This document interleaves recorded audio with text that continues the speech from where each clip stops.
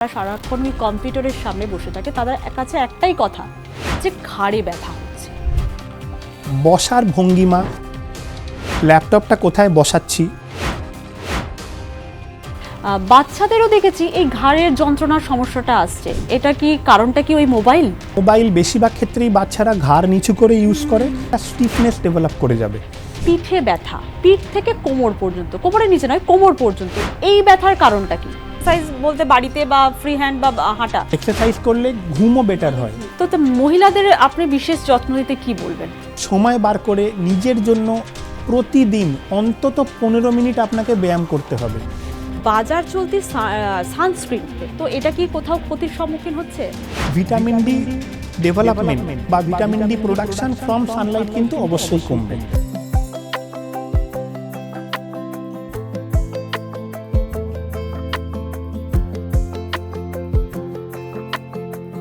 শৈশবে বাড়িতে প্রায় শুনতে হতো ঠাকুমা দাদুদের কাছে, তোদের মতো বয়সে আমরা লোহা চিবিয়ে খেয়েছি, আর তোরা তো বদ অজব থেকে নানান ব্যথা বেদনায় কাবু। পশ্চিমবঙ্গে 50% বেশি মানুষ 50-এর গণ্ডি পেরোতে না পেরোতেই নানা রকম হাড়ের সমস্যা এবং জয়েন্টের সমস্যায় ভুগছেন। তার কারণ কি এবং তার প্রতিকার কি, তা জানতে আজ আমরা স্টুডিওতে পেয়ে গেছি উলুবেড়িয়া মেডিকেল কলেজ অ্যান্ড হাসপাতালের অর্থোপেডিক বিভাগের এইচওডি ডক্টর মৈনাক চন্দ্রকে। ডাক্তারবাবু নমস্কার, আপনাকে অনেক স্বাগত। যেটা বলছিলাম ডাক্তারবাবু, যে আমরা এখন দেখছি প্রায় সবাই হাড়ের সমস্যায় ভুগছেন। এই হাড়ের সমস্যাটা শৈশব থেকেই শুরু করি আমরা, শৈশবের পাঠ থেকেই, যে এই যে ছোট বয়সে কিভাবে আমরা শিশুদের হাড়ের এই যে নানা রকম সমস্যা হচ্ছে সেই থেকে সমাধান পাবো এবং কোন কোন খাদ্যের ওপর আমরা জোর দেব শিশুদের ক্ষেত্রে। ইংরেজিতে একটা কথা আছে, man or woman is a creature of habit. আচ্ছা, অর্থাৎ অভ্যাসটা প্রথম থেকেই আমাদের সঠিকভাবে গঠন করতে হবে। যেরকম বাবা মা তার অভ্যাস গঠন করে দেবে, সেরকমভাবেই সে বড় হয়ে সেই অভ্যাসের ওপর পথ দিয়েছে এগোবে। তো এই অভ্যাসটা পড়াশোনা থেকে শুরু করে মোবাইল ব্যবহার, কম্পিউটার ব্যবহার সব কিছুর সঙ্গে আমাদের জড়িত আছে। সবচেয়ে প্রধান এখন যে বাচ্চা বয়সে আমরা যে ব্যথা বেদনা পাচ্ছি, তার মূল কারণ হচ্ছে যে মানুষ এখন বেরিয়ে খেলাধুলো কম করছে। আচ্ছা, মাঠে গিয়ে ফুটবল খেলা বা ক্রিকেট খেলা আমাদের সময় থেকে সত্যিই কমে গেছে। সিলেবাসের চাপ কিন্তু প্রচুর এখন একদম বাচ্চাদের। সত্যি ঘটনা। তো যেটা খেলাধুলো এবং আউটডোর স্পোর্টস, তাকে কিন্তু এনকারেজ করতেই হবে। আউটডোর স্পোর্টসের কোনো বিকল্প নেই, সেটা আপনি কোনো ওষুধ দিয়ে সেটার আপনি পরিপূরক করতে পারবেন না। আপনি খাদ্যর কথায় বললেন, তো বোন অ্যান্ড জয়েন্টস, হাড় এবং অস্থিগত সমস্যার জন্য আমাদের প্রধান যেটা আমাদের মাথায় আসে, ক্যালসিয়াম অ্যান্ড ভিটামিন ডি। তো এই সূত্রে আমরা যদি খাদ্য তালিকা বলেন, তাহলে আমরা কয়েকটা ভাবে ভাগ করে নিতে হবে। প্রথম হচ্ছে যে প্রকৃতি থেকে আমরা যেটা পাচ্ছি সেটা হচ্ছে সানলাইট, অর্থাৎ রোদ্দুর। রোদ্দুর থেকে আমরা ভিটামিন ডি পাচ্ছি। এছাড়া খাদ্য তালিকার মধ্যে আছে আমিষ এবং নিরামিষ। নিরামিষের মধ্যে যদি ধরেন দুধ, ছানা, দই, টক দই হলে ভালো, একদম, এবং তার সঙ্গে পনির এবং কিছু ড্রাই ফ্রুটস, আচ্ছা, যেমন কিশমিশ, আখরোট, কাঠবাদাম, এপ্রিকট, এইগুলো। আচ্ছা, আর আমিষের মধ্যে আছে ছোট মাছ, তার মধ্যে সামুদ্রিক মাছের ইম্পর্টেন্সটা বেশি। এছাড়া এগ ইয়োক, অর্থাৎ ডিমের কুসুমটা, এইগুলো হচ্ছে খাদ্য তালিকাতে ক্যালসিয়াম এবং ভিটামিন ডি রিচ ফুড। মানে শৈশব থেকে আমাদের ক্যালসিয়ামে বাচ্চাদের নজর দিতে হবে এবং সেখানে এই খাদ্যগুলো থাকা মাস্ট। কারেক্ট, একদমই তাই। আচ্ছা ডাক্তারবাবু, সেকেন্ড যে প্রশ্নটা আমরা করব, যে এই যে হাড়ের ক্ষয় হচ্ছে, এই হাড়ের ক্ষয় যে হচ্ছে সেটা বুঝবো কোন বয়স থেকে বা কিভাবে বুঝবো যেটা হাড়ের ক্ষয় হচ্ছে? হাড়ের ক্ষয়টা সবসময় যে বাচ্চা বয়স থেকে হয় তা নয়। আচ্ছা, বাচ্চা বয়সে যদি কারোর ভিটামিন ডি খুব কম হয়ে যায়, একটা খুব সার্টেন লেভেলের নিচে চলে যায়, তখন তাকে আমরা একটা টার্ম বলি রিকেটস। সেই রিকেটস যদি হয় তাহলে খুব বাচ্চা বয়সেই হাড় খাওয়া দেখা যায়। সেটা যদি না হয় তাহলে সেক্ষেত্রে হাড় খাওয়াটা বাচ্চা বয়সে খুব একটা হয় না, সেটা ইউজুয়ালি বার্ধক্য বয়সেরই সমস্যা। আচ্ছা, তো ইয়াং মানুষদের যাদের ব্যথা হয়, বেদনা হয়, বোন অ্যান্ড জয়েন্ট পেইনস হয়, সেটা যে সবসময় হাড় ক্ষয় থেকে হয় তা নয়। ব্যথা এবং বেদনা যদি ক্রমাগত একই রকমভাবে বারবার আসতে থাকে, তখন আমাদের বিশেষজ্ঞদের পরামর্শ নিয়ে দেখতে হবে যে সেই মানুষটার হাড় ক্ষয় হচ্ছে কিনা। আচ্ছা আচ্ছা, এই ভিটামিন ডির কথা আপনি বারবার বলছেন, এই যে ভিটামিন ডি, এটা হাড়ের ক্ষয় বা হাড়ের এই সমস্যায় কতটা কি গুরুত্বপূর্ণ, কতটা কি মানে কোন খাদ্য থেকে পাবো বা কি থেকে পাবো, সেটা যদি একটু বলেন। দেখুন দিদি ভাই, ভিটামিন অনেক রকম হয়। Vitamin A, B, C, D, E, তারপরে কে। তার মধ্যে ভিটামিন ডি হচ্ছে বোন এবং জয়েন্টের জন্য সবচেয়ে গুরুত্বপূর্ণ। আচ্ছা, এই যে ভিটামিন যেটা কাজ করে, আপনি ভাবতে পারবেন, ধরুন ক্যালসিয়াম যেটা খাচ্ছি, সেই ক্যালসিয়ামটা আমরা কোনো খাদ্যের মাধ্যমে আমরা খেলাম, সেটা আমাদের শরীরে অ্যাবজর্ব হলো, সেটা রক্তে এলো, কিন্তু রক্তে সেই ক্যালসিয়ামটা আসা মানেই সেটা যে হাড়ে ঢুকে গেল এরকম নয়। এই কাজটা ভিটামিন ডি করে। আচ্ছা, অর্থাৎ ক্যালসিয়ামটাকে হাড়ে ঢোকাতে হেল্প করে, এটা একটা পরিপূরকের কাজ করে। আচ্ছা, they work hand in hand, একসাথে দুজনেই কাজ করে। ভিটামিন ডি না থাকলে আপনার ব্লাড ক্যালসিয়াম লেভেল হয়তো দেখবেন নর্মাল আছে মানুষটা, কিন্তু তার হাড় অত্যন্ত দুর্বল, কারণ তার ভিটামিন ডি কম আছে এবং তার যে ক্যালসিয়াম ব্লাডে আছে সেটা হাড়ে ঢুকছে না। এইটা হচ্ছে ভিটামিন ডির মেন কাজ। এছাড়া ভিটামিন ডির আরেকটা রোল আছে, সেটা ইমিউনিটি নিয়ে। আপনার হয়তো মনে থাকবে কোভিডের সময় আমাদের অনেককেই বলা হতো ভিটামিন ডি খেতে, আমরা হয়তো অনেক সময় কোভিডে ভিটামিন ডি খেয়েছি। তো ভিটামিন ডির একটা প্রোভেন রোল আছে ইমিউনিটিতে। তো এইটা হলো ভিটামিন ডি এর role in bone and joints. তো ভিটামিন ডি লেভেল যদি কম হয়ে যায় তাহলে বাচ্চা বয়সে রিকেটস হয়, আর অ্যাডাল্টসে অস্টিওম্যালাসিয়া বলে একটা রোগ হয়। তো এই দুটো ক্ষেত্রেই হাড়টা অত্যন্ত দুর্বল হয়ে পড়ে এবং সেই সব মানুষজনদের হাড়ের সমস্যা, বোন অ্যান্ড জয়েন্ট পেইনস অনেক ঘন ঘন হয় এবং তাদেরকে খুব কাবু করে ফেলে। এটার কোনো বয়স নেই, মানে এই ভিটামিন ডি এর অভাবে কোনো বয়স নেই। আর ভিটামিন ডি এর তাহলে উৎস আমরা বলতে কি সরাসরি একদম উৎস যদি বলেন, সেটা হচ্ছে, আমি আবার বলছি, ন্যাচারাল অকারিং হচ্ছে সানলাইট, আর খাদ্যের মধ্যে যেরকম আমিষ নিরামিষ দুভাবে ভাগ করে বললাম। এবার এই সানলাইটেরও একটা ব্যাপার আছে। আমরা তো ইন্ডিয়ান সাবকন্টিনেন্টের মানুষ, তো আমাদের টেকনিক্যালি আমাদের যে বডিতে যে মেলানিনটা আছে, আমরা তো সেরকমভাবে বলতে গেলে ব্রাউন স্কিন। তো আমাদের শরীরে যে মেলানিনটা আছে, যেটা আমাদের ইউভি রেস থেকে প্রোটেক্ট করে, সেটা আবার ভিটামিন ডি কে আমাদের চামড়াতে অ্যাবজর্ব হতেও রোধ করে। অর্থাৎ যার মেলানিন যত বেশি, যে যত ডার্ক স্কিন পারসন, সে তত রোদ থেকে ভিটামিন ডি কম পাচ্ছে। অর্থাৎ সেই মানুষটাকে রোদ থেকে একই পরিমাণ ভিটামিন ডি পেতে গেলে তাকে বেশিক্ষণ সানলাইট এক্সপোজার লাগবে। তো এখন তো অনেকেই বলে যে 9টার পর থেকে যে রোদটা আসে সেটা ভালো না শরীরের জন্য। কারেক্ট। অতিবেগুনি রশ্মির কারণে। তো সেটাই বললাম যে সানলাইট থেকে পুরো ভিটামিন ডিটা আমরা পেতে পারবো না। আমি তো আমিষ এবং নিরামিষ খাবারের কথা আগেও বলেছি। গুরুত্বপূর্ণ বিষয় যেটা, naturally occurring source of vitamin D for vegetarians খুব রেয়ার। আমি যে দুধ, ছানা, টক দইয়ের কথা বললাম, পনিরের কথা বললাম, ড্রাই ফ্রুটস তো ন্যাচারালি অকারিং, কিন্তু দুধ, ছানা, দইয়ে কিন্তু ভিটামিন ডি যেটা আছে সেটা এমনিতে খুবই কম আছে। কিন্তু আমরা মার্কেট থেকে যে প্যাকেট দুধ বা কার্টনের দুধ যেটা খাই, তাতে ফর্টিফাইডস করা থাকে, মানে ভিটামিন ডি আর্টিফিশিয়ালি অ্যাড করা থাকে, এবং যারা পিওর ভেজিটেরিয়ানস তাদের জন্য ওইটাই একমাত্র source of vitamin D. Dairy products and dry fruits. Dairy product আর ড্রাই ফ্রুটস, মানে এটা মনে রাখবে সবাই। আচ্ছা, আর একটা বিষয় হচ্ছে যে এই যে ব্যথা বেদনার কথা বলছেন, এটা তো এখন কোনো বয়স নেই। বিশেষত তরুণ তরুণী যারা ধরুন এই আইটি সেক্টরে আছে, যারা সারাক্ষণ ওই কম্পিউটারের সামনে বসে থাকে, তাদের কাছে একটাই কথা যে ঘাড়ে ব্যথা হচ্ছে। এটার কারণটা কি? এই বয়সে যে ঘাড়ে ব্যথাটা হয় সেটা মেইনলি আমরা বলি মেকানিক্যাল নেক পেন। অর্থাৎ এটা due to poor posture care, বসার ভঙ্গিমা, কিভাবে আমরা বসছি, আমরা কম্পিউটারটা কোথায় রাখছি, আমরা ল্যাপটপটা কোথায় বসাচ্ছি, কিভাবে ইউজ করছি, চেয়ারটা কোন হাইটে আছে, এই জিনিসটাকে এখন বলা হয় ওয়ার্ক প্লেস আর্গোনমিক্স। অর্থাৎ কিভাবে আমরা বসছি, কিভাবে কম্পিউটারটা ইউজ করছি। কোভিডের পরে আমরা একটা নতুন টার্ম শিখেছি, ওয়ার্ক ফ্রম হোম। তাতে লাভের চেয়ে ক্ষতি বেশি হয়ে গেছে। একদমই তাই। আমরা দেখুন, পাশে আমি একটা ছবি দিয়েছি আপনাদের সুবিধের জন্য, কিভাবে অ্যাকচুয়ালি ছবিতে দেখানো আছে কিভাবে মানুষটি বসে আছেন, তার চেয়ারের হাইট কি আছে, তার অত আপনি লক্ষ্য করবেন তার মাথার হাইটের সঙ্গে তার কম্পিউটার স্ক্রিনের হাইট সেম লেভেলে আছে। আপনি লক্ষ্য করবেন দিদি ভাই 90% ক্ষেত্রে এটা থাকেই না।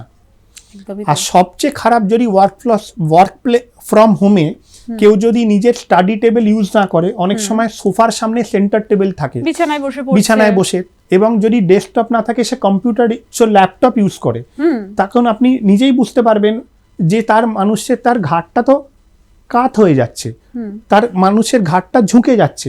তো সেরাম পজিশনে সে যদি 8 থেকে 12 ঘন্টা কাজ করে তার তো ঘাড়ে ব্যথা হতে বাধ্য। তো আমি আবার বলছি যে ওয়ার্ক প্লেস আর্গোনমিক্স, কীভাবে আপনি বসছেন, কিভাবে আপনি ডেস্কটপটা সেট আপ করছেন, সেইটা আপনাকে ভালো করে এই ছবির মতন মেনে আপনাকে করতে হবে। না হলে এই যে কাজটা এটা আপনার একটা অকুপেশনাল হ্যাজার্ডের মতন হয়ে যাবে। আর এর থেকে কি কোনো পরবর্তীকালে বড় রোগের দিকে যেতে পারে? আপনি এই যে ঘাড়ের যে পুয়ার পশ্চার, সেখান থেকে তো শুরু হবে মাসেল ইমব্যালেন্স, মাসেল উইকনেস, এবং সেখান থেকেই ক্রমশ সার্ভাইকাল স্পন্ডাইলোসিসের দিকে ব্যাপারটা এগিয়ে যাবে, যেটা হচ্ছে অ্যাকচুয়াল হাড় খাওয়া। আচ্ছা, 20s বা 30s 20 দশকে বা 30 দশকের যে মানুষরা আছে তাদের ইউজুয়ালি এই জিনিসটা হয় না। তাদের যে ঘাড়ে ব্যথাটা হয় সেটা আমি আবার বলছি due to poor posture care বা মেকানিক্যাল নেক পেন। সেটা যদি ঘন ঘন হতে থাকে এবং তার পশ্চার কেয়ারের যদি খেয়াল না রাখা হয় তাহলে এইটাই পরবর্তীকালে আর্লি এজ অর্থাৎ সার্ভাইকাল স্পন্ডাইলোসিস বা ঘাড়ের হাড় খাওয়াটা ধরে যাবে এবং অনেক আগের বয়সে ধরে যাবে। মানে 60-70-এ না গিয়ে হয়তো দেখা যাবে 40-এর দশকেই তার ধরে গেল। আচ্ছা, এর প্রতিকার তাহলে কি ওই ভালোভাবে বসা, ঠিক নিয়ম মেনে কাজ করা, এটা ওয়ান অফ দ্য প্রতিকার।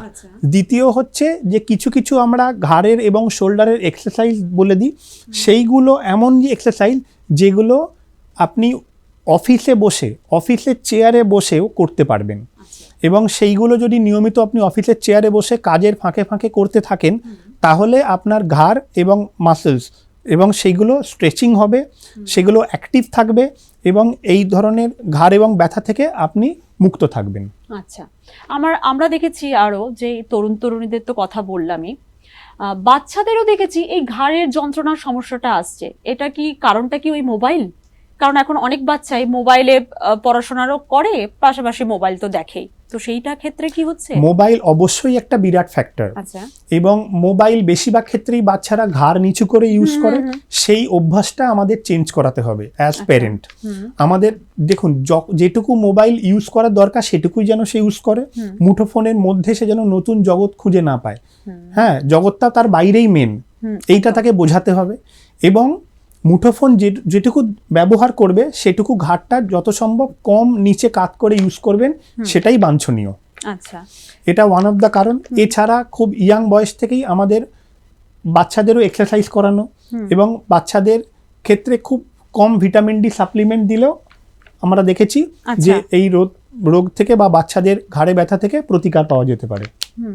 আচ্ছা, আর অনেক সময় হয় কি যে এই যে বাচ্চাদের এই যে ঘাড়ে ব্যথাটা হচ্ছে, তো তাদের ক্ষেত্রেও কি বড়দের মতো এরকম সমস্যাটার দিকে চলে যাবে?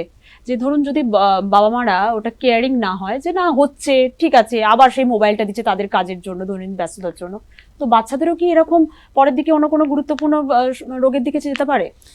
বাচ্চাদের যদি আপনি হ্যাবিটটা সঠিকভাবে গঠন না করেন এবং সে যদি রেগুলার ঘাড় নিচু করেই মোবাইল ব্যবহার করে, তার কিন্তু ঘাড়ে ব্যথা বারবার হতে থাকবে, এবং ঘাড়ে ব্যথা বারবার হতে থাকলে তার তখন ঘাড়ে একটা স্টিফনেস ডেভেলপ করে যাবে এবং সেটা পরবর্তীকালে অসুবিধাতেই নিয়ে যাবে।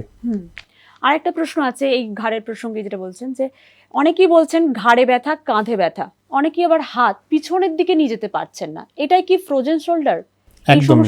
একদমই। ফ্রোজেন শোল্ডার কথাটার অর্থ হচ্ছে শোল্ডারটা ফ্রিজ করে গেছে, অর্থাৎ তার মুভমেন্টটা কমে গেছে। ফ্রোজেন শোল্ডারের যেটা ফার্স্ট মুভমেন্ট যেটা রেস্ট্রিক্টেড হয় সেটা হচ্ছে হাতটা পেছন দিকে নিয়ে যেতে পারছি না। যেমন ছেলেরা বলেন আমরা পেছনের শার্টটা প্যান্টে গুঁজতে পারছি না, পেছনে বেল্টটা ঘোরাতে পারছি না, এইগুলো থেকে ফ্রোজেন শোল্ডার শুরু হয়। আচ্ছা, তার পরবর্তীকালে তখনও যদি সে বিশেষজ্ঞর পরামর্শ না দেয় এবং জিনিসটা এগোতে থাকে, তখন হাতটা পাশে করে তোলাতেও রেস্ট্রিকশন হয়ে যায়। আচ্ছা, এবং খুব অ্যাডভান্স স্টেজে গিয়ে হয় যে হাতটা সামান্য কাজের জন্য উঠছে না, সে বলছে আমি চুল আঁচড়াতে পারছি না, আমি ভালো করে কোনো একটা কাপড় মেলতে পারছি না, সেই সব জিনিসগুলো হয়, এটাকেই আমরা বলি ফ্রোজেন শোল্ডার। এই যে ফ্রোজেন শোল্ডার, এটা কিভাবে, মানে শুরুটা কি কারণে হয়? ফ্রোজেন শোল্ডারের কারণ দু রকম হয়। আচ্ছা, একটা হচ্ছে ইডিওপ্যাথিক, অর্থাৎ কোনো কারণ ছাড়াই ফ্রোজেন শোল্ডার শুরু হয়, মানে হঠাৎ করে যন্ত্রণাটা একদম দেখা গেল, একদম বিনা কারণে। আর দ্বিতীয় হচ্ছে সেকেন্ডারি, মানে কোনো কারণবশত। এই দ্বিতীয় কারণটির মধ্যে আছে চোট লাগা, কোনোভাবে চোট লেগে গেছিল, খুব সামান্য কোনো ভারী জিনিস তুলতে গেছিল, বাসের হ্যান্ডেলটা ধরেছিলেন, বাসটা এমন ঝাঁকানি দিল যে আপনার কাঁধে চোট লেগে গেল। আপনি বাগানে টবটা সরাতে গেছিলেন, এখানে একটা খ্যাঁচ করে আওয়াজ হলো, সেখান থেকে হতে পারে। বা চোট ছাড়া যাদের ডায়াবেটিস থাকে, যাদের সুগার কন্ট্রোল ভালো থাকে না, সেই সব মানুষদেরও ফ্রোজেন শোল্ডার হওয়ার প্রবণতা বেশি থাকে।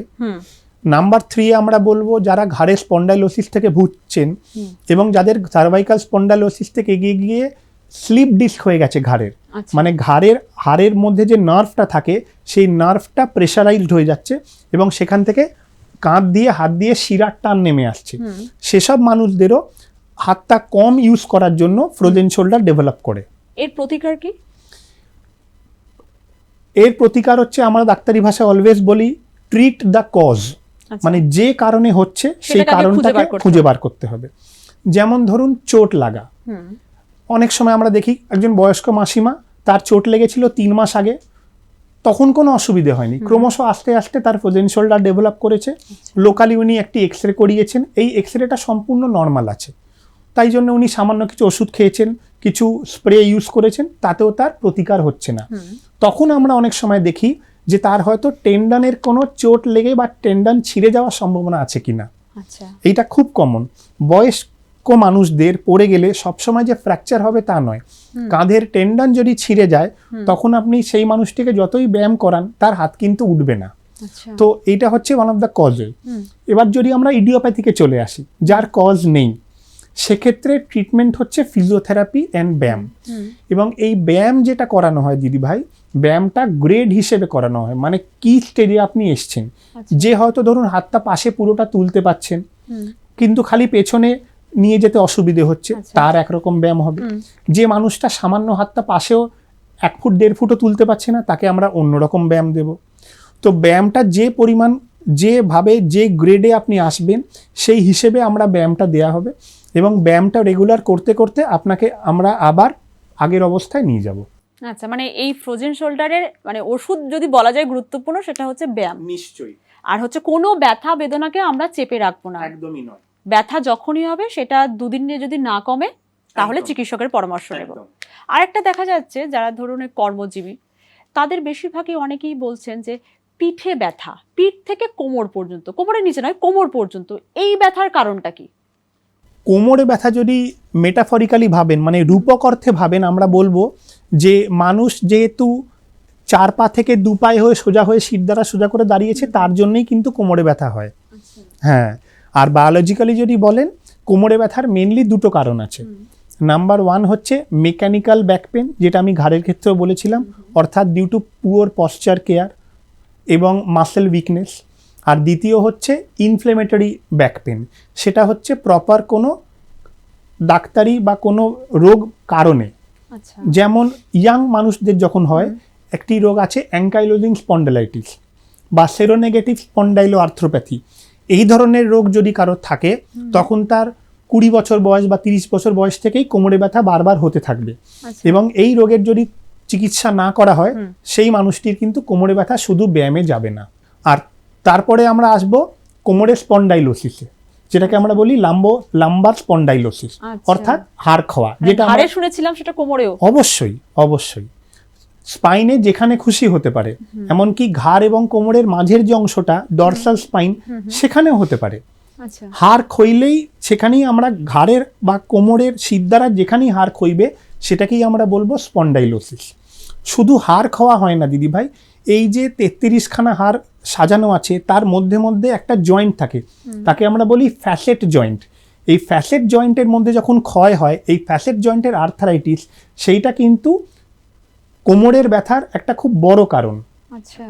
এবং যেটা আপনি বলছেন যে কোমরের নিচে ব্যথা নামছে না, তখন আমরা তাহলে নার্ভের পেনের কথা ভাববো না, তখন আমরা মেকানিক্যাল ব্যাক পেন এবং সার্ভাইকাল বা lumber spondylosis and facet joint arthritis, এইগুলো নিয়ে আমরা বলবো, এগুলো হচ্ছে কারণ। তাই এই ক্ষেত্রেও কি সেই ব্যায়াম আর ঠিক গুড পশ্চার, গুড পশ্চার অবশ্যই, ব্যায়াম, এবং যদি কোনো স্পেসিফিক কারণ থাকে, যে রোগগুলোর আমি নাম বললাম, অ্যাঙ্কাইলোজিং স্পন্ডালাইটিস বা সেরোনেগেটিভ স্পন্ডাইলো আর্থ্রোপ্যাথি, সেইগুলো যদি কিছু থাকে তা সেগুলোর স্পেসিফিক ট্রিটমেন্ট আপনাকে করতে হবে। ব্যায়াম তো অবশ্যই, এবং তার সঙ্গে আমাদের একবার ভিটামিন ডি লেভেলটা চেক করে নিতে হবে। খুব যদি কম থাকে তাহলে সেটাকে পূরণ করতে হবে। এবং ব্যালেন্স ডায়েট অ্যান্ড এক্সারসাইজ, এইটার সত্যি কোনো পরিপূরক নেই। এইটার কোনো দিক দিয়ে আপনি এটাকে কম্পেয়ার, মানে অন্য কিছু দিয়ে এটাকে পূরণ করতে পারবেন না। এক্সারসাইজ মানেই তো অনেকেই ভাবেন এখন জিমে যাওয়া, তো জিম না, ওই অনেকে সময়ও পান না জিমে যেতে, তো তাদের জন্য হাঁটা, এটাই কি আপনি বলছেন যে গুরুত্বপূর্ণ? মানে জিমে যাব না, মানুষ এক্সারসাইজ বলতে বাড়িতে বা ফ্রি হ্যান্ড বা হাঁটা, কোনটার বেশি গুরুত্ব? হাঁটতে কখনো কোনো ডাক্তারবাবু বলবে না যে আপনি হাঁটবেন না।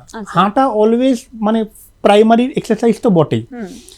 এই যে হাঁটার কথা বললেন, হাঁটা যে শুধু বোন অ্যান্ড জয়েন্টসে কাজে লাগে তা নয়, এটা আপনার হার্টকে ভালো রাখবে, লাংসকে ভালো রাখবে, এটা আপনার মেন্টাল হেলথকে ভালো রাখবে, এমনকি স্লিপ, মানে এক্সারসাইজ করলে ঘুমও বেটার হয়, ভালো ঘুম হয়। এছাড়া বোন অ্যান্ড জয়েন্ট ভালো থাকবে। এছাড়া এক্সারসাইজ যেটা আমরা বলবো, যে রিজিয়ন স্পেসিফিক এক্সারসাইজ, অর্থাৎ যেখানে বডির সমস্যা হয়েছে সেই হিসেব করে সেই জায়গাটাকে, সেই লোকেশনটাকে টার্গেট করে ডাক্তারবাবু আপনাকে ব্যায়ামগুলো দেবেন, সেই ব্যায়ামগুলো রেগুলারলি করতে হবে। আচ্ছা, জিমে আপনি যেতে পারেন, কিন্তু আপনার জিমে যাওয়ার আগে দেখে নিতে হবে যে সব রকম ব্যায়াম আপনার পক্ষে চলবে কিনা। আচ্ছা, আপনার যদি ঘাড়ে অনেকটা হাড় ক্ষয়ে গিয়ে থাকে তাহলে জিমে সব রকম ব্যায়াম আপনার চলবে না। কোমরের অনেক রকম সমস্যা থাকে, যেমন অনেকের কোমরের হাড়ের ওপর হাড় উঠে যায়, যেটাকে আমরা স্পন্ডাইলোলিস্থেসিস বলি। হাড়ের রেখাটা অ্যালাইনমেন্টটা সেম লেভেলে থাকে না, আর একটু আগু পিছু হয়ে যায়। তখন আবার তার সব রকম জিম তার পক্ষে করা যাবে না। তো সেই জিনিসটা আমাদের অ্যাওয়্যার হতে হবে। অনেকেই তো এটা জানেন না, চলে যান জিমে, তারপরে গিয়ে সমস্যাগুলো এক্স্যাক্টলি, তখন আমরা বলে দিই যে আপনি জিমে যাবেন কিন্তু ওই রকম পার্টিকুলার ব্যায়ামগুলো আপনি করবেন না, তখন ওরা বুঝে যায় এবং বাকি ব্যায়ামগুলো করে। আর একটা প্রশ্ন ডাক্তারবাবু এক্ষেত্রে বলি, যে অনেকেই আছেন, এই যে বলছেন কোমরে ব্যথা যেটা হচ্ছে, তো অনেকেই আছে বাড়িতে একটু ওষুধ খেয়ে নিল, ব্যথার ওষুধ, তারপরে দুদিন সেরে গেল, তারপর আবার ব্যথাটা আসছে, কখন এইসব মানুষদের ডাক্তারের কাছে যাওয়া প্রয়োজন? বারবার যদি ব্যথা হয় তাহলে তো অবশ্যই, ব্যথা যদি কন্টিনিউয়াসলি 2 সপ্তাহ বেশি থাকে তাহলে অবশ্যই। এছাড়া ব্যথা বেদনার সাথে যদি জ্বর হওয়া, বডি ওয়েট কমে যাওয়া, অ্যাপেটাইট কমে যাওয়া, এইরকম ধরনের কোনো সিমটমস আপনার থাকে তাহলে আপনাকে অবশ্যই বিশেষজ্ঞর পরামর্শ নিতে হবে। আচ্ছা, আর একটা আছে, এবার তো কোমর তো গেলাম, হাঁটুর ব্যথা। হাঁটুর ব্যথাটা কিন্তু বার্ধক্যে গিয়েও নয়, মানে বয়সকালেও যেমন হাঁটুর ব্যথা হচ্ছে, সেরকম কিন্তু তরুণীদের হাঁটুর ব্যথা হচ্ছে। তো এটা কেন হচ্ছে এবং এর প্রতিকার কি হতে পারে? হাঁটু ব্যথা ইয়াং মানুষদের যদি ধরেন, মেইনলি ডিউ টু ট্রমা, অর্থাৎ চোট লেগেই হয়। আচ্ছা, হ্যাঁ, তো ভিটামিন ডি এর হাঁটুর জন্য খুব একটা রোল নেই। আচ্ছা, ঠিক আছে, তো হাঁটু যদি কোনো চোট লেগে থাকে এবং সেই চোটটা সে ইগনোর করে যায় এবং হাঁটুর ভেতর যে স্ট্রাকচারসগুলো আছে তাতে যদি কোনো কিছু টিয়ার হয়ে থাকে, তখন সেই জিনিসটা হাঁটুর ব্যথায় পরে বড় আকারে দেখা যায়। আচ্ছা, যেমন হাঁটুতে আমাদের দুটো লিগামেন্ট আছে, ACL, PCL, anterior cruciate ligament, posterior cruciate ligament. এছাড়া দুটো মেনিসকাস আছে, সেটা হচ্ছে চর্বির চাকতির মতন, যেটা দুটো ফিমার আর টিবিয়া বোনের মাঝখানে আছে এবং তাদের স্মুথ মুভমেন্টটাকে ফেসিলিটেট করে। এই মেনিসকাসে যদি চোট লাগে বা কোনো হাঁটুটা মচকে গেল, হাঁটুটা ঘুরে গেল, বা দৌড়তে গিয়ে কোনো পটহোলস বা কোনো রকম গর্তে পড়ে হাঁটুটা ঘুরে গেল, এরকম ধরনের যদি টুইস্টিং ইনজুরি থাকে তাহলে কিন্তু অবশ্যই আমাদের দেখতে হবে যে এরকম হাঁটুর ভেতরে লিগামেন্ট বা মেনিসকাসে কোনো চোট এসছে কিনা। এবং এইগুলো যদি ইনিশিয়ালি আনট্রিটেড থেকে যায়, ইনিশিয়ালি তার যত্ন না নেওয়া হয়, এই কম টিয়ারটাই পরবর্তীকালে কিন্তু ফুল টিয়ারে এগিয়ে যাবে। আচ্ছা, আর এর প্রতিকার তাহলে কি হবে? ধরুন এই সবে শুরু হয়েছে হাঁটুর ব্যথাটা, বোঝা যাচ্ছে যে আজকে হলো আবার 2-3 দিন পর হলো, এরকম ভাবে শুরু হয়েছে, তো তাদের ক্ষেত্রে প্রতিকার কি হবে? তাদের ক্ষেত্রে আমরা বলবো যে হাঁটুর যে ব্যায়ামগুলো আমরা দেখিয়ে দেবো সেই ব্যায়ামগুলো তাকে নিয়মিত করতে হবে। মানে ঘুরে ফিরে আমরা সেই ব্যায়ামের দিকে ব্যায়ামের আসছি, দিকে ব্যায়ামটা খুব আসছি। গুরুত্বপূর্ণ। একদম একদম আচ্ছা, একদম। আর একটা বিষয় হচ্ছে ডাক্তারবাবু, যে অনেকেই দেখেছি যে ধরুন সেরকম বয়সও হয়নি, 30-এর মধ্যেই আমি বলছি, তো ওই সিঁড়িতে উঠতে গিয়ে হাঁটুতে একটু চাপ অনুভব হচ্ছে, হাঁটুতে ব্যথা লাগছে, তো এটা কি মানে ওই বার্ধক্যে যেটা হয় সমস্যা সেটার দিকে কি এগোচ্ছে? না, আপনি যদি 30 বছর বয়সের কথা বলেন, এই বয়সে সিঁড়ি ওঠানামা করতে গিয়ে যদি ব্যথা হয়, তাহলে প্রথমেই আমরা আর্থারাইটিসের কথা ভাববো না। আমরা দেখবো তার হাঁটুর ভেতরে অন্য কোনো স্ট্রাকচারসে কোনো সমস্যা হচ্ছে কিনা। কারণ 30 বছর বয়সে হাড় খাওয়াটা খুবই আনলাইকলি। তো সেক্ষেত্রে আমাদের দেখতে হবে যে লিগামেন্ট বা মেনিসকাসে কোনো ইনজুরি আছে কিনা। কারণ অনেক সময় অনেকে ছোটবেলাকার অনেক চোট চেপে যায়, যে সেই মানুষটার বয়স এখন 30, কিন্তু সে হয়তো 20 বছর বয়সে সাইকেল চালাতে গিয়ে পড়ে গেছিল, তার হয়তো সেটা খেয়ালও নেই, কিন্তু সেই চোটের সময় তার হয়তো মেনিসকাসটা একটা অর্ধেক ছিঁড়েছিল, তারপরে রেগুলার সে জিম করতে করতে বা কোনো অ্যাক্টিভিটি করতে করতে সেই টিয়ারটা আস্তে আস্তে বড় হয়ে এখন ফুল টিয়ারে এসে গেছে, এবং সেই কারণে তার সিঁড়ি ওঠানামা করতে অসুবিধে হচ্ছে। তো আমাদের সেই কজটা খুঁজে বার করতে হবে যে কী কারণে হচ্ছে। এই বয়সে ইউজুয়ালি আর্থারাইটিসটা কজ হয় না। আচ্ছা, এই আপনি বারবার আপনার কথার মধ্যে আসছে এটা ঘুরে ফিরে ব্যায়ামটা, তো বাড়িতে একজন সাধারণ মানুষ কোন কোন ব্যায়ামগুলো করলে তার এই হাড়ের সমস্যা থেকে আপাতত মুক্তি পাবে? আমি ইনিশিয়ালি বলবো, এক্সারসাইজ যদি আপনি করেন তাহলে সেটাকে আগে হ্যাবিটে পরিণত করতে হবে। আচ্ছা, আমি এক্সারসাইজ শুরু করলাম, দিয়ে 1 মাস করার পর সেটা ভুলেই গেলাম বা করা বন্ধ হয়ে গেল, সেটা খুবই ক্ষতিকারক। এক্সারসাইজ যখন করবেন সেটা রেগুলার একটা দিনে চালু রাখুন, সকাল না হোক সন্ধেবেলায় করতে পারেন, সকালেই ভোরবেলা করতে হবে এরকম নয়। এবং ফ্রি হ্যান্ড এক্সারসাইজটা অবশ্যই করতে হবে। আপনি যদি নিজের বাড়িতে নিজে করতে চান, কোনো অসুবিধে কোনো পার্টিকুলার সমস্যার সম্মুখীন না হয়, তাহলে আমি বলবো বডির যে জয়েন্টসগুলো আছে, shoulder joints, elbow joints, wrist joint, আর hip joint, knee joints, ankle joint, এই জয়েন্টসগুলোকে কেন্দ্র করে করে ব্যায়ামগুলো যেগুলো আছে ফ্রি হ্যান্ড, সেই ব্যায়ামগুলো আপনাকে করতে হবে। যেটা চেয়ারে বসেও করা যায়, চেয়ারে বসে দাঁড়িয়েও বাড়িতে করা যাবে, সেগুলো করতে হবে। মানে ব্যায়ামটা হচ্ছে শরীরের জন্য একদম মাস্ট। হ্যাঁ, আপনি একটা ছোট এক্সাম্পল ধরুন, যে মানুষটি চেয়ারে 10 ঘন্টা 12 ঘন্টা বসে সে কম্পিউটারে কাজ করছে, সে কিন্তু এভরি আওয়ার যদি তার অ্যাঙ্কেলটা 10-12 বার আপ অ্যান্ড ডাউন করে, সে যদি কোয়াড্রিসেপস, যে আমরা স্ট্যাটিক কোয়াড্রিসেপস বলি, মালাই চাকি শক্ত করে ধরা এবং ছাড়া, সেটা যদি সে প্রতি ঘন্টায় 10-12 বার করে এবং তার সঙ্গে নেকের এক্সারসাইজগুলো করে, তার কিন্তু ওই চেয়ারে বসে বসেও কিন্তু তার মোটামুটি ধরুন 30 মিনিটের ব্যায়াম হয়ে গেল 10 ঘন্টায় বসে। ওয়ার্ক প্লেসেও এটা করা যায় একদম, খালি আপনাকে ওটা সচেতন থাকতে হবে এবং সেটাকে একটা হ্যাবিটে পরিণত করতে হবে। আচ্ছা, আমরা তো কর্মজীবী মানুষদের কথা বলছি, যারা ধরুন বাড়িতে মহিলারা আছেন, গৃহিণী বা বাড়ির কাজ সামলাচ্ছেন, তাদেরও এরকম নানান সমস্যা হয়। এই যে ঘরের যে সমস্ত কাজগুলো আছে, তারা তো সারাদিন ওই কাজের মধ্যে থাকছে, তা ওটাও কোথাও গিয়ে তার এক্সারসাইজ হচ্ছে কি? হ্যাঁ, কিন্তু এক্সারসাইজটা সবসময়, অনেকেই বলে বাড়িতে আমি সারাক্ষণ কাজ করছি, তো সেটা সবসময় এক্সারসাইজ হয় এরকম নয়। তার খাটনিটা বেশি হচ্ছে, কিন্তু এক্সারসাইজটা হচ্ছে না। মানে তাদেরকেও আলাদা করে এক্সারসাইজ করতে হবে ঘরের কাজের সঙ্গে সঙ্গে। অবশ্যই। এবং তাদের যদি বয়সে ব্যথা শুরু হয়ে যায়, যেটা আপনি গৃহিণীদের কথাই বললেন, তো আমি একটা ইম্পর্টেন্ট কথায় আসবো, সেটা হচ্ছে পোস্ট মেনোপজাল অস্টিওপোরোসিস। আমরা জানি যে মেনোপজের পরে ইস্ট্রোজেনটা কমে গেলে হাড়ের ক্ষয় আরও তাড়াতাড়ি এবং দ্রুত গতিতে এগোতে থাকে। সেই সব মানুষদের ক্যালসিয়াম সাপ্লিমেন্টেশনের দরকার হয়, এবং সেই সব মানুষদের ক্ষেত্রে বোনটা দুর্বল হয়ে পড়ে, অর্থাৎ অস্টিওপোরোসিস। অস্টিওপোরোসিস মানে কি? বোনের বা হাড়ের ঘনত্বটা কমে যাওয়া। আর অস্টিও আর্থ্রাইটিস কিন্তু আলাদা, সেটা হচ্ছে হাড়ের মধ্যে বা জয়েন্টসের যে কার্টিলেজ থাকে, সেই কার্টিলেজটা ক্ষয়ে যায়, যে জয়েন্টসের মধ্যে যে জেলিটা থাকে সেই জেলিটা ক্রমশ শুকিয়ে যায়, তারপরে গিয়ে হাড় খাওয়া শুরু হয়। অর্থাৎ আপনি যদি কোনো মানুষের হাঁটুতে হাড় খাওয়া দেখতে পাচ্ছেন এক্সরেতে, তাহলে কিন্তু বুঝতে হবে তার অসুখটা ভেতরে অনেকটাই এগিয়ে গেছে। কারণ জেলি শুকনো বা কার্টিলেজ খাওয়া স্টেজটা সবসময় যে এক্সরেতে ধরা পড়বে তা নয়। এবং সেই সব মানুষদের, আপনি গৃহিণীদের কথা বলেন, আমি আবার সেই কথায় ফিরে যাই, তাদেরকে কিছু কিছু অভ্যাস কিন্তু পরিণত করতে হবে, চেঞ্জ করতে হবে। অর্থাৎ যেমন আমি বাংলা করেই বলছি যে হামাগুড়ি দিয়ে ঘর মোছা, বা হ্যাঁ একদম একদম, বা নিচে বটি রেখে আনাজপাতি কাটা, সেই সব হ্যাবিটগুলো একটু একটু চেঞ্জ করতে হবে। হ্যাঁ, আমি যে সবসময় বলবো যে তাকে ছুরি দিয়ে চপিং বোর্ড ইউজ করতে হবে টেবিলের ওপর, সেটা নয়। সেই সব বয়সে অত অভ্যেস অত চেঞ্জ করতেও পারবেন না। কিন্তু আপনি যদি একটা চেয়ারে বসে সামনে আরেকটা চেয়ার একই হাইটে লাগিয়ে নিয়ে বটিটা উঁচুতে পেতে কাটেন, তাহলেও কিন্তু আপনার হাঁটুটা অনেকটা বাঁচবে।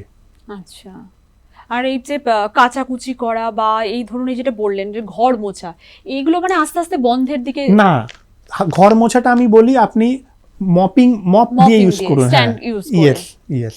আচ্ছা, মানে এইগুলো সমস্যা হতে পারে। হ্যাঁ। আর একটা হচ্ছে যে দেখা যাচ্ছে যে ফাস্ট ফুড কিন্তু আমাদের শরীরের যে সমস্ত যে ওজন স্থূলতার দিকে এগিয়ে নিয়ে যাচ্ছে, তো এই ওজনটাও কি কোথাও গিয়ে হাড়ের ব্যথার একটা হাড়ের সমস্যার কারণ হয়ে দাঁড়াচ্ছে?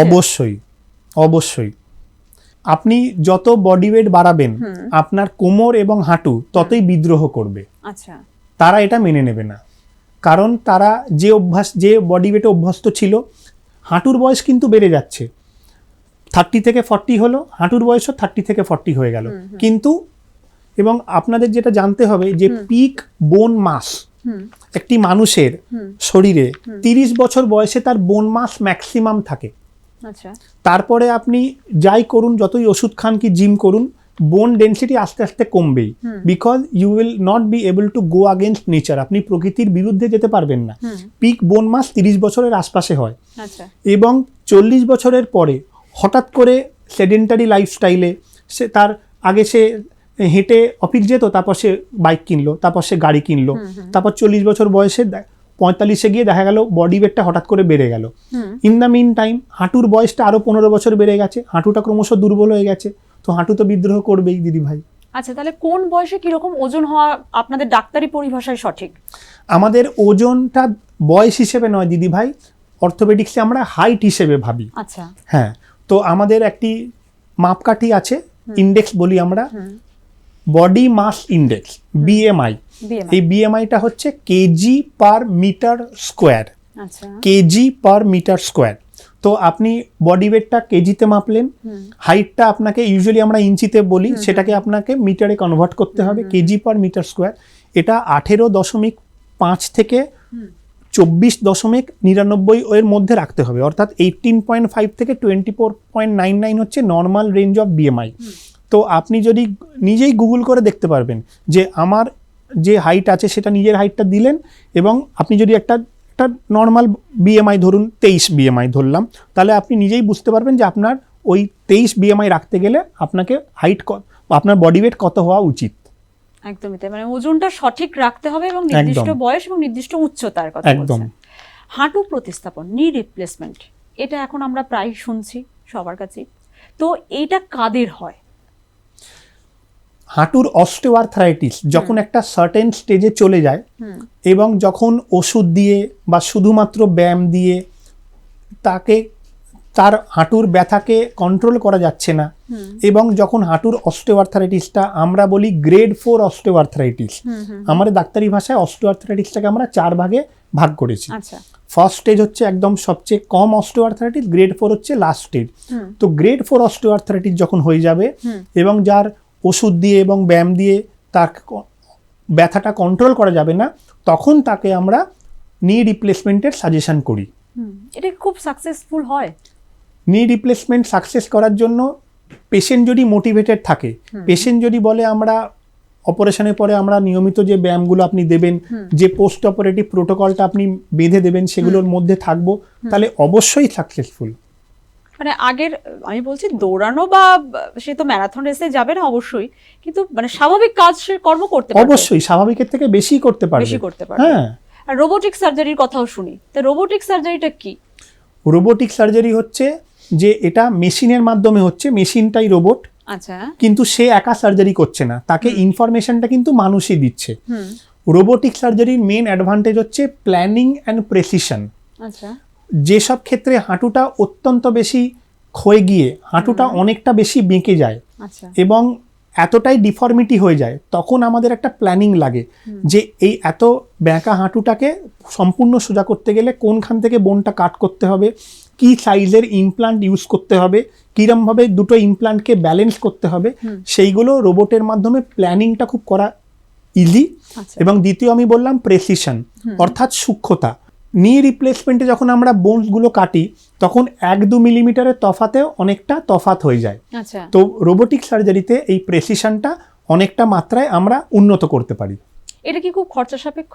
রোবোটিক, আপনি যদি শুধু নি রিপ্লেসমেন্ট বলেন তো শুধু নি রিপ্লেসমেন্ট আমাদের সরকারি হাসপাতালে হয় এবং সম্পূর্ণ বিনা খরচাতেই হয়। আচ্ছা, রোবোটিক নি রিপ্লেসমেন্ট যদি বলেন, রোবোটিক নি রিপ্লেসমেন্ট প্রাইভেটে কিছু অনেক জায়গায়, কলকাতায় প্রচুর জায়গায় এসে গেছে এবং নর্মাল নি রিপ্লেসমেন্টের থেকে রোবোটিক নি রিপ্লেসমেন্টের খরচা কিঞ্চিত বেশি। আচ্ছা।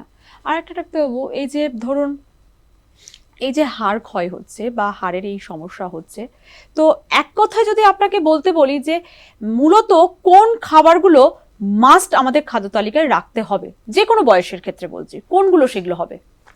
আপনি যদি একজন ভেজনের ক্ষেত্রেই বলেন তাহলে সেক্ষেত্রে আমি আমিষ যদি আগে বলি তাহলে হচ্ছে ছোট মাছ, স্পেশালি সামুদ্রিক মাছ, ডিম, egg ইয়োক and egg white both, তার সঙ্গে অল্প চিকেন পরিমিত আহারে, এবং তার সঙ্গে নিরামিষ খাবার।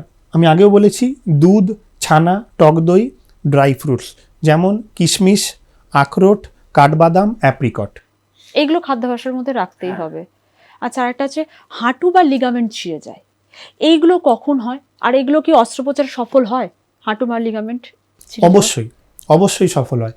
লিগামেন্ট যখন টিয়ার হয় সেটা অবশ্যই ট্রমাটিক, মানে চোট লেগে হয়। সেটা আমি খানিকক্ষণ আগেও বললাম যে টুইস্টিং ইনজুরি। শুধু পড়ে গেলে সবসময় হয় তা নয়, হাঁটুটা ঘুরে গেলে বা হাঁটুটা মুচড়ে গেলে তখনই এই লিগামেন্ট বা মেনিসকাসের টিয়ারটা হয়। এবং হাঁটুর লিগামেন্ট যদি কমপ্লিটলি ছিঁড়ে গিয়ে থাকে তখন আমরা লিগামেন্ট সার্জারির কথা বলি। এখন লিগামেন্ট সার্জারি অনেক অ্যাডভান্সড হয়ে গেছে, এখন কমপ্লিটলি আর্থ্রোস্কোপিক্যালি করা হয়, যেটাকে আমরা কি হোল সার্জারি বলি। সেই কি হোল সার্জারির মাধ্যমে আমরা ক্যামেরা ঢুকিয়ে টিভিতে দেখে আমরা হাঁটুর লিগামেন্টটাকে প্রতিস্থাপন করে দিই, অর্থাৎ লিগামেন্ট রিকনস্ট্রাকশন করা হয়। আর মেনিসকাস যেটা হয়, মেনিসকাস যদি টিয়ার হয় তো মেনিসকাসটাকে আমরা রিপেয়ার করে দিই এবং সেটা অবশ্যই সাকসেসফুল হয়। সেই লিগামেন্ট সার্জারির পরে পেশেন্ট আবার নর্মাল লাইফস্টাইলে ফিরে যেতে পারে। কারণ লিগামেন্ট সার্জারি এবং মেনিসকাস সার্জারি যেটা করা হয় সেটা ইউজুয়ালি ইয়াং বয়সেই করা হয়। পেশেন্ট 20s বা 30s হয়, সেই সব মানুষরা অবশ্যই তারা অ্যাক্টিভ লাইফস্টাইলে ফিরে যেতে পারে।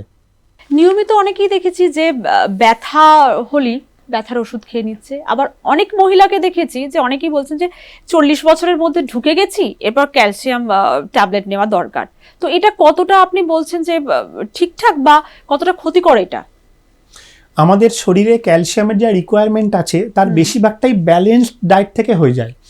ব্যালেন্সড ডায়েট অর্থাৎ কার্বোহাইড্রেটস, ভিটামিনস, মিনারেলস, ফ্যাটস এবং প্রোটিনস সেই প্রপোর্শন বা রেশিওতে ডায়েটে থাকবে যেটা একজন প্রাপ্তবয়স্ক মানুষের ডেইলি রিকোয়ারমেন্ট থাকে। যদি তার ব্যালেন্স ডায়েট থাকে তাহলে তার ক্যালসিয়াম বা ভিটামিন বেশিরভাগটাই ডায়েট থেকে হয়ে যায়। তাতে যদি না হয়, স্পেশালি যেরকম আপনি বললেন পোস্ট মেনোপজাল অস্টিওপোরোসিস, সেক্ষেত্রে কিছু কিছু ক্ষেত্রে আমরা ক্যালসিয়াম সাপ্লিমেন্টেশন আমরা করি, কিন্তু ক্যালসিয়াম ওভার সাপ্লিমেন্টেশন করলেও লাভ হবে না, কারণ সেই ক্যালসিয়ামটা এক্সেস ব্লাডে জমে যাচ্ছে কিন্তু সেটা যে সবসময় বোনসে ঢুকতে পারছে এরকম নয়। তখন ব্লাড ক্যালসিয়াম লেভেলটা বেড়ে যাবে, হাইপার ক্যালসিমিয়া, কিন্তু বোনসের ডেনসিটি সেই অনুপাতে বাড়বে না। আচ্ছা, মানে আমাদের ডাক্তারের পরামর্শ নিয়ে ক্যালসিয়াম ওষুধ নেওয়াটা জরুরি একদম। এবং যাদের খুব অস্টিওপোরোসিস হয়ে গেছে তাদের জন্য একটা মডার্ন ট্রিটমেন্ট এসছে, সেটা যদিও ইনজেকশনের মাধ্যমে, সেটা হচ্ছে ইনজেকশন টেরিপ্যারাটাইড বা ইনজেকশন ডেনোসোম্যাব। এই ইনজেকশনগুলো যদি নেওয়া হয় তাহলে যে অস্টিওপোরোসিস, যেটা সিভিয়ার অস্টিওপোরোসিস, সেইটাকে আমরা রিভার্স করতে পারছি এবং আমরা বোন ডেনসিটিটাকে আবার আগের মতো নিয়ে যেতে পারবো। আচ্ছা ডাক্তার, আরেকটা প্রশ্ন আমার মনে জাগছে যে এই যে হাড়ের সমস্যা, এটা কি পুরুষদের থেকে মহিলাদের একটু বেশি? আপনাদের কাছে কেস হিস্ট্রি কি বলছে? ইয়েস, কারণ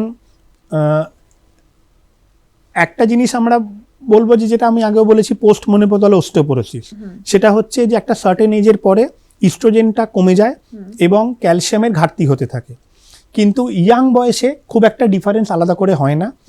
যেসব গৃহিণীরা বাড়ির ভেতরেই থাকেন, হয়তো বেশি বেরোনো হচ্ছে না, তার সানলাইট এক্সপোজার কম হচ্ছে এবং সে নিজের খাদ্যর ওপরে অতটা নজর দিচ্ছে না, তার ছেলে মেয়ের কতটা কি খাচ্ছে সেটার দিকেই বেশি পরিবারের অন্য সদস্যদের নজর একদম দেওয়া। দিদি ভাই, একদম। এবং সে নিজের ওপর কত নজরটা কম দিচ্ছে, সেই সব মানুষদের ক্ষেত্রে আমরা দেখেছি ক্যালসিয়ামের ঘাটতি হয়। হয়। তো মহিলাদের আপনি বিশেষ যত্ন নিতে কি বলবেন? আমি বলবো যে আপনি যে সংসারের কাজকর্মগুলো করছেন সে ছাড়াও সময় বার করে নিজের জন্য প্রতিদিন অন্তত 15 মিনিট আপনাকে ব্যায়াম করতে হবে, এবং তার সঙ্গে সেই ব্যায়ামটা আপনি বাড়িতেই করুন, তার সঙ্গে অন্তত রাস্তায় বেরিয়ে মিনিমাম 15 থেকে 30 মিনিট হাঁটা অভ্যাস করুন, যে কোনো সময়, যে কোনো সময়, বিকালের দিক অথবা বিকেলের দিক, সন্ধ্যার দিক, ভোরের দিক, যখন আপনার সুবিধে, যখন সময় পাবেন। আর একটা জানার ইচ্ছা হচ্ছে যে এই যে আপনি বলছেন ভিটামিন ডি শরীরে পর্যাপ্ত পরিমাণ থাকা দরকার, আর সেটা আসে আমাদের মেন উৎস হচ্ছে সূর্যালোক।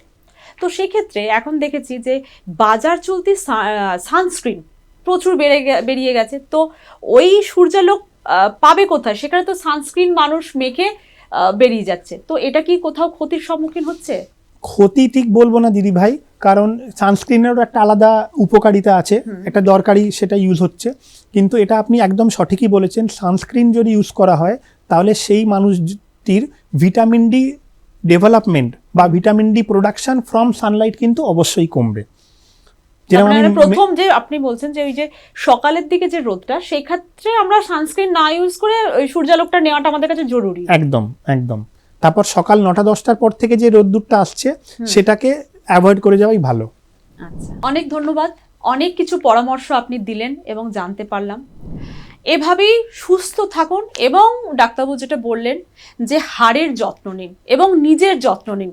বিশেষত যারা ঘরে রয়েছেন বা কর্মজীবী তরুণ বা তরুণী, যারা যেভাবে যেটা ডাক্তারবাবু বললেন যে হাড়ের যত্ন আমাদের প্রথম থেকেই নিতে হবে, তাহলে বার্ধক্যে গিয়ে আমাদের এই সমস্যাগুলো আসবে না। আবারও পরবর্তী কোনো এপিসোডে আপনাদের সঙ্গে দেখা হবে। ততক্ষণ ভালো থাকুন, সুস্থ থাকুন।